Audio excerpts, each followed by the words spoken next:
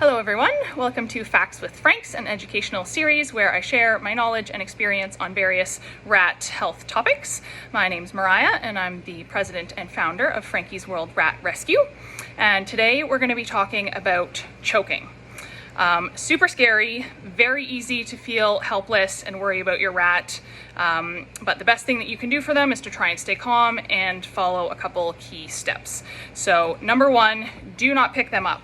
Do not touch them, pet them, move them, or do anything to them in any way. This is very, very important because it risks making the situation even worse. If you further stress out an already stressed out and scared animal, you can make the blockage worse. You can make a partial blockage turn into a complete blockage where they're not breathing.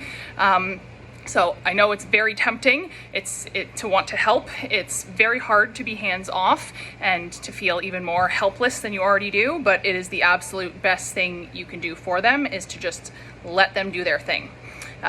In fact, that's probably a good rule of thumb for any situation where you think your rat has something going on, is just to take a few seconds, observe, get a better idea of what's going on rather than kind of intervening and grabbing them right away.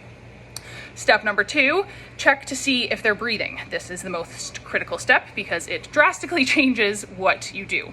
As long as they are breathing, continue to leave them be. Even if the breathing is labored, if they are breathing, if they have air exchange in and out, let them be.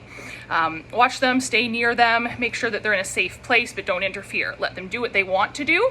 If they want to crawl on you and come to you for comfort, that's fine, but don't force it. Let them direct their behavior.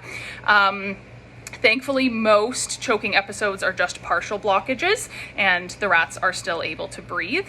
Rats don't vomit or cough forcefully and rapidly kind of in the same way that humans do and some other species do, but they can still clear things from their airways. It just takes some time for whatever it is to be pushed back up.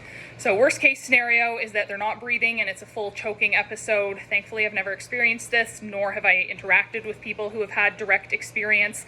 Obviously, in that case, it's an emergency and the rat will die if you don't clear the obstruction. So in that case, what's recommended to do is kind of the rat version of a sort of Heimlich maneuver. It's called the rat swing. So you would secure their head with one hand, secure the base of their kind of bum tail with the other hand, and you kind of start upwards and do a really quick motion and then stop abruptly at the end range of your reach, and doing that motion is supposed to help the blockage come out. Obviously, it does risk some damage to the airway as an object is forcefully coming out, but if it's a life or death situation, then you definitely want to try everything you can to help them out because you won't be able to get them to a vet fast enough to be able to do anything for them. Now that we've talked about those two important steps, hands off and check and see if they're breathing or not, we'll go through some examples and talk about the signs that your rat is choking and what to expect. So this is Henry, and you can see that he is drooling. He's got some secretions from his mouth, so that's one of the things that you might see.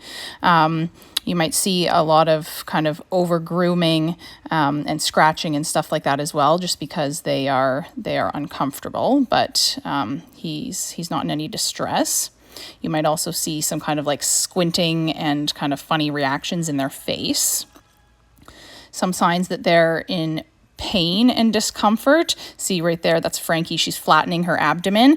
That can indicate that she's having some sort of abdominal pain or discomfort. And they can also kind of squeeze and suck in their sides more vertically if they're having pain in their abdomen at all. So this is Papaya. You can see that she's open mouth breathing, gasping, abdominal breathing, like side sucking. It can appear as though they're in respiratory distress, but you can clearly see that she's making all kinds of motions with her mouth, licking her lips and tongue, clearly trying to get something out, kind of thrashing around a little bit, appearing uncomfortable and in distress, but still breathing. So definitely hands off, let them do their thing.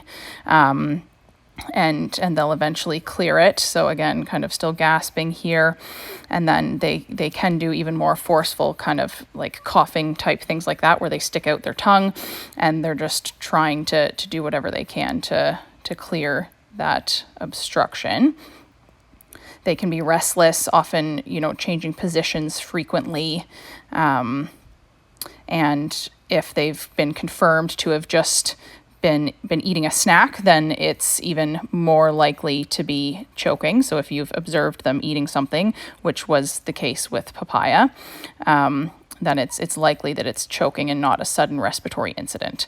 You can offer them water, but don't force it. If they want to come to the bottle or the syringe or a shallow disc, then you can do that, but don't force giving them any water or any food or anything like that. And then eventually she cleared the little piece of whatever it was. Maybe it was pasta or rice or cauliflower. She was eating a bunch of soft kind of foods like that at the time. Even after she cleared the one chunk, there was still a couple others. So it may take some time. And then here you can see she's not open mouth breathing quite as much. She has cleared the obstruction at this point. After they've gotten the piece of food out or whatever they're choking on, they'll continue clearing their throat, kind of clearing secretions, and they may sound a little bit hoarse with kind of noisy breathing for a short time afterwards. They'll likely keep to themselves, be kind of quiet and seem a bit tired and lethargic afterwards. Keep them well hydrated, give them lots of soft foods, easy to digest foods, because they will have expended quite a bit of energy and calories to clear the obstruction.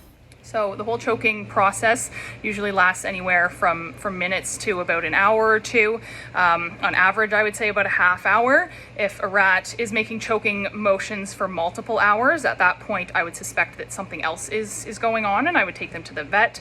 Perhaps their airway is swollen from an allergic reaction. Maybe they have a mass that's finally gotten big enough to occlude the airway significantly, or maybe they are still choking, but they're not clearing it on their own, and very tired and lethargic at this point. So they might need help getting it out by the vet. So important not to let them go more than a couple hours before taking some next steps.